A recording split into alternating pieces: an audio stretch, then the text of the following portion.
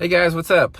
Welcome back here to today's episode of Intuitive Angling. And man, I really appreciate you guys checking out today's video and spending some time with me, because today we got a fun little video. I'm going to talk about what I consider the best, the most exciting, the number one tournament in Bassmaster history. Out of all the tournaments they've had, this has been the best one. I'm going to explain to you guys why, and curious to get your feedback on that as well in today's episode.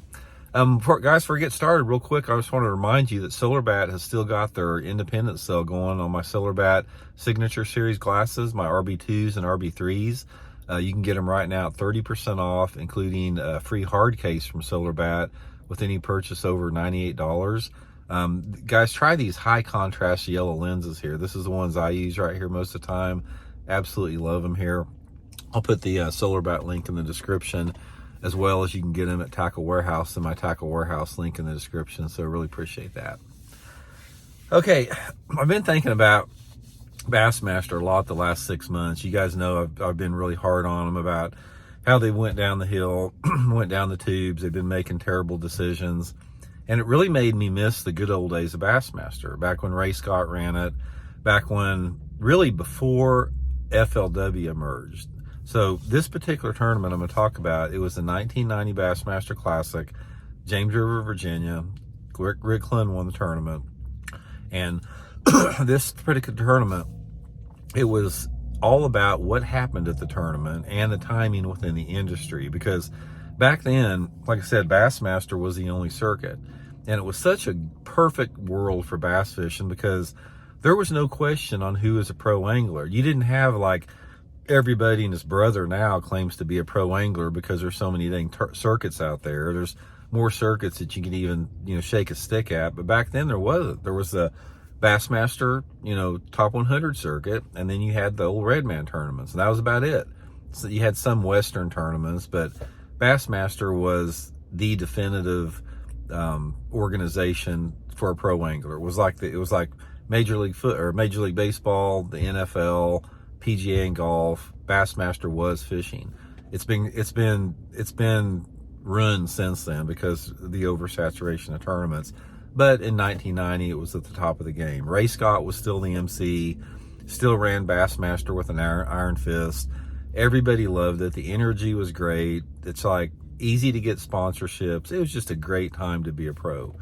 So in this particular tournament, I had fished the Classic down there the year before, when the one that Hank Parker won. So I'd learned a lot the year before that I wanted to, put into play in this particular Classic coming up here.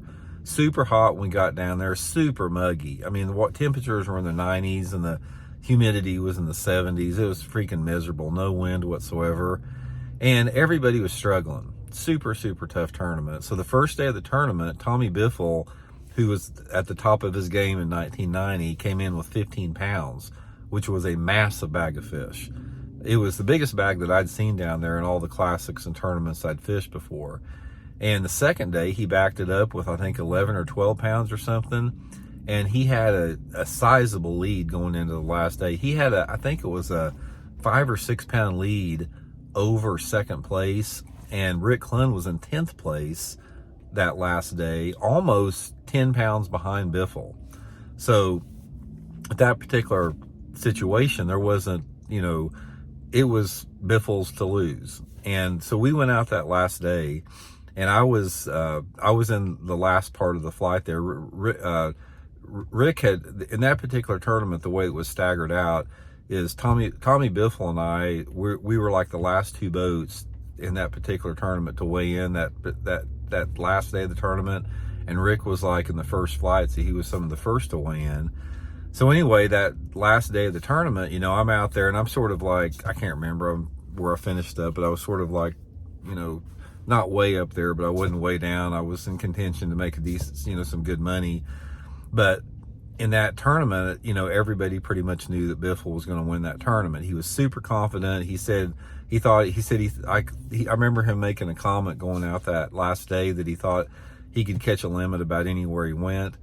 And if he caught a limit of fish, he was going to win the tournament, period. So we all fished that last day, and we're coming in, and I was running back to weigh in, and I took the boat off plane, and I'm idling back into the little bay that we launched in there, and I'm idling back in there, and I'm like, boat 38. There's 40 boats in the tournament. I'm like boat 38, so it's me and Tommy Biffle, a couple guys idling in there, and I noted, and what they did is when they called your number, like when you were boat number 1, 2, 3, 4, they had the trailers waiting in the water for you. So if you were boat number 1, you went straight to your trailer, they pulled you out, you had your own driver, and they drove you to the Coliseum at Richmond, Virginia. Back then, guys, it was great. We had a chauffeur, you had trucks of boats provided by Bassmaster, you got chauffeured around, you got police escort in town. It was great. It's not like that anymore.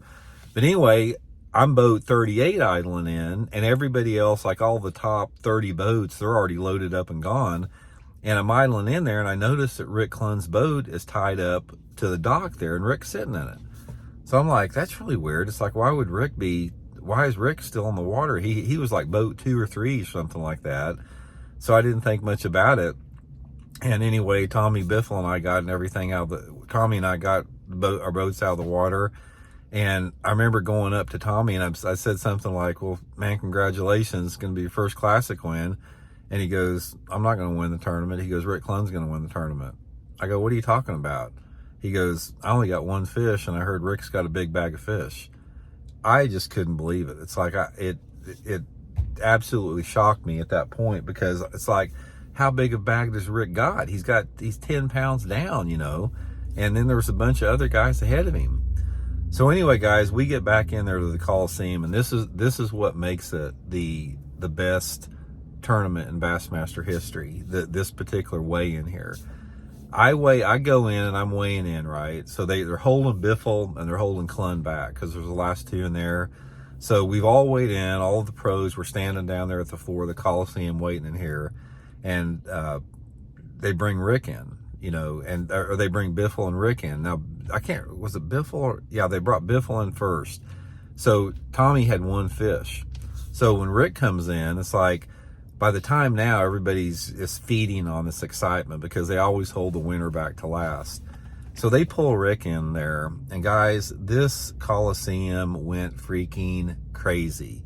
Rick pulls in there, and it was almost the thing that makes this the greatest tournament in the world. It did not seem real. It's like you had somebody that made the biggest comeback in the history of Bassmaster Classic history. He comes in there, he weighs in 18 pounds and 5 ounces or something, which was unbelievable. I mean, it's like an 18-pound bag at the James River at that time of year would be like catching a 40-pound bag on a normal lake. Just a freak record catch. So he's pulling these big ones out right and left, and he's just like, it doesn't even seem real. It's like it's like this a surreal event that's taking place.